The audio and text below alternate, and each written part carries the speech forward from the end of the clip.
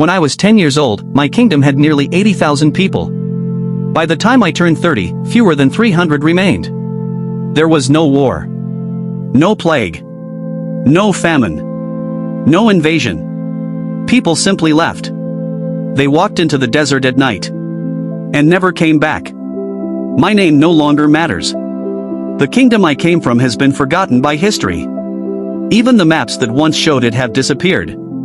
But I remember what happened. Because I watched an entire civilization vanish in a single generation. Our kingdom stood on the edge of a great desert. Merchants crossed hundreds of miles to trade in our markets.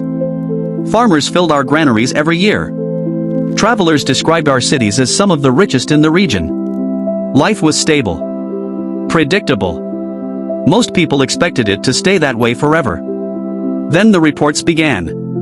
A group of traders returned from a journey across the western dunes. They claimed they had seen a city. Not a camp. Not a village. A city. They described stone walls, tall towers, and streets stretching into the distance. The strange part was that nobody had ever heard of such a place. Every trade route in the region was known. Every settlement was marked on maps. Yet this city appeared where there should have been nothing but sand. At first, nobody believed them. The traders were laughed at. Some said the heat had confused them. Others said they were making up stories for attention. But a month later, more travelers reported seeing the same city. Then shepherds. Then soldiers. Then merchants from different parts of the kingdom. None of them knew each other. Yet they described the exact same place. The same towers. The same walls. The same streets.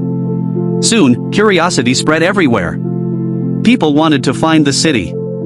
Expeditions were organized. Guides were hired. Groups traveled into the desert looking for answers. None found anything. They returned frustrated and confused. The city seemed impossible to locate. But every few weeks, someone else claimed to have seen it. The mystery only grew. Then people began having dreams. It started with a few stories.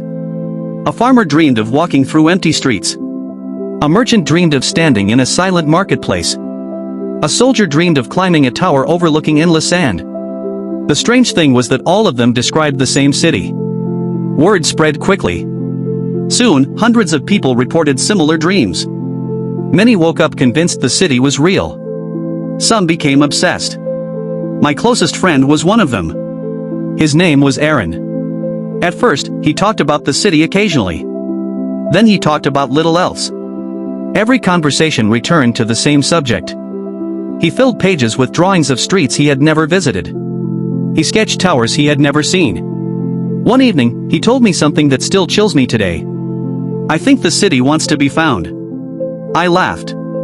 He didn't. 3 days later, he disappeared. His family searched everywhere. The guards searched. Nothing. The only thing left behind was a rough map pointing west into the desert. Aaron was not the last. More people vanished over the following years. Some left notes. Some left maps. Some simply walked away and never returned. The king grew concerned. Officials launched investigations. Records were gathered. Witnesses were questioned.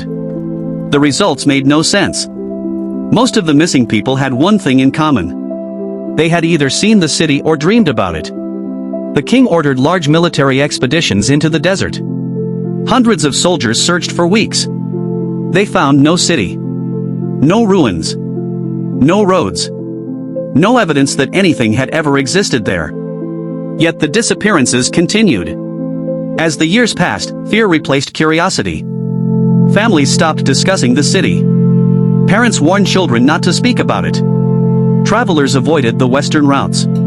But silence changed nothing. People kept leaving. Entire households vanished. Entire streets became empty. Businesses closed. Fields went unworked. The kingdom slowly began to shrink. Then something happened that frightened me more than the disappearances. People started forgetting. Not everything. Just certain things. A neighbor would struggle to remember someone who had vanished. A father would forget details about his missing son. A wife would hesitate when speaking about her missing husband. It was as if memories were fading along with the people themselves. I noticed it happening everywhere. The more people disappeared, the harder they became to remember. The kingdom felt like it was being erased piece by piece. By then, I was a young man. One night, I woke to the sound of footsteps outside. Thousands of footsteps. I looked through my window. The streets were full. Men, women, children, old people, all walking west. Nobody spoke. Nobody carried supplies. Nobody looked frightened. They moved with quiet purpose. I followed them from a distance. The line stretched for miles. Under the moonlight, they crossed the dunes toward the horizon. Then I saw it. The city. For a moment, it stood clearly against the night sky. Towers. Walls. Gateways. Everything exactly as people had described. The crowd continued forward. One by one, they entered. And as they passed through the gates, they vanished from sight. I don't know how else to describe it. One moment they were there. The next they were gone. I watched for hours. The line never seemed to end. Thousands disappeared before sunrise. When daylight came, the city was gone. Only desert remained.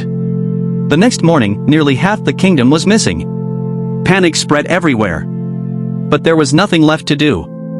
Over the following years, the process continued. Each year fewer people remained. Each year more homes stood empty. Each year the kingdom grew quieter. Eventually even the government stopped functioning. The army dissolved. The markets closed. The roads became deserted. The kingdom that had once seemed permanent was dying. Not from violence. Not from disease. But from absence. When I finally decided to leave, only a fraction of the population remained. I traveled east and built a new life far away. For decades, I never returned. Then, as an old man, I came back one final time. I wanted answers. I wanted proof that my home had existed.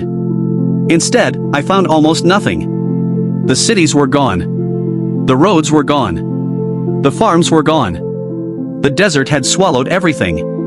It was as though the kingdom had never existed at all.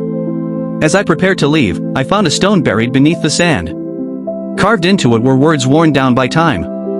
Only 3 could still be read. They are waiting. I left immediately. I never returned.